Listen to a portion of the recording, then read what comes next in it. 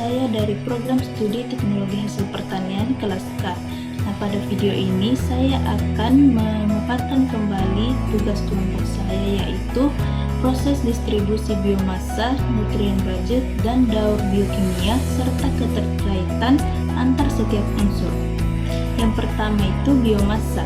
Biomasa adalah bahan yang berasal dari tanaman atau produk turunannya dan digunakan sebagai sumber energi. Bisa diperoleh langsung dari tanaman atau tidak langsung dari peternakan dan industri makanan. Biomasa sering disebut biomasa atau bioresource dan termasuk dalam sumber daya terbarukan. Yang kedua itu konsep biomasa dalam ekosistem. Biomasa adalah sumber energi terbarukan yang digunakan dalam banyak negara. Di Jepang, awalnya biomasa tidak dianggap sebagai energi baru, tetapi kemudian diakui secara hukum setelah perubahan undang-undang pada tahun 2002. Yang ketiga, nutrien budget dalam ekosistem. Nutrien budget adalah keseimbangan antara pemasukan, penyimpanan, dan pengeluaran nutrien dalam ekosistem. Unsur seperti karbon, nitrogen, dan fosfor sangat mempengaruhi produktivitas ekosistem. Yang keempat, faktor yang mempengaruhi keseimbangan nutrisi. Proses alami, yaitu siklus biokimia seperti karbon, nitrogen, dan fosfor itu mengatur pergerakan nutrien. Kedua, aktivitas manusia.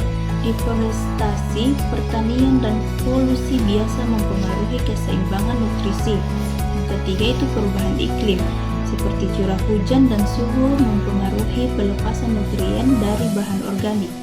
Yang keempat, interaksi biotik, yaitu mikroba tanah dan tanaman berperan dalam proses dekomposisi dan menyerap nutrisi. Yang kelima yaitu daur biokimia, yaitu proses pergerakan unsur-unsur kimia melalui komponen biotik dan abiotik. Yang pertama, daur karbon, yaitu pengaliran karbon dalam bentuk CO2, karbon organik, dan karbon anorganik. Yang kedua yaitu nitrogen, perubahan nitrogen dalam bentuk amonia, nitrit, dan nitrat. Yang ketiga, daur fosfor, yaitu pengaliran fosfor dalam bentuk fosfor organik dan anorganik. Yang keempat, daur air, yaitu pergerakan air dalam bentuk air hujan, air tanah, dan air laut. Yang keenam yaitu keterkaitan antar unsur.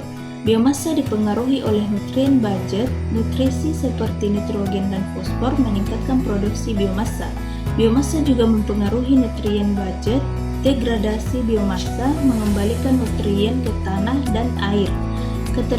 Ketidakseimbangan nutrien budget berdampak pada biomasa karena kekurangan nutrisi menyebabkan penurunan biomasa, sedangkan kelebihan nutrisi dapat menyebabkan pertumbuhan yang tidak terkendali.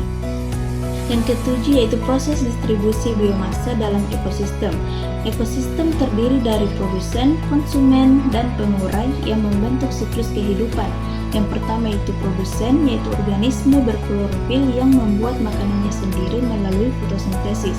Yang kedua yaitu konsumen, organisme heterotrof yang tidak bisa membuat makanannya sendiri. Yang ketiga pengurai atau dekomposer, yaitu organisme yang mengurai zat dalam sampah dan sisa makhluk hidup yang telah mati. Kedelapan yaitu pengaruh nutrien budget terhadap ekosistem. Nah, ketidakseimbangan nutrisi bisa berdampak negatif pada ekosistem. Pertama yaitu peningkatan produktivitas. Jika nutrisi cukup, pertumbuhan organisme akan optimal. Sebaliknya, jika penurunan produktivitas itu kekurangan nutrisi menyebabkan pertumbuhan tanaman dan organisme lainnya terganggu. Ketiga, eutrofikasi, yaitu kelebihan nutrisi, terutama nitrogen dan fosfor, menyebabkan pertumbuhan alga berlebih yang merusak ekosistem perairan. Kesembilan yaitu peran daur biokimia dalam menjaga keseimbangan ekosistem. Daur biokimia berperan dalam yang pertama, menyediakan nutrisi bagi tanaman dan hewan. Yang kedua, menjaga keseimbangan pH tanah dan air. Yang ketiga, mengatur suhu dan kelembaban udara.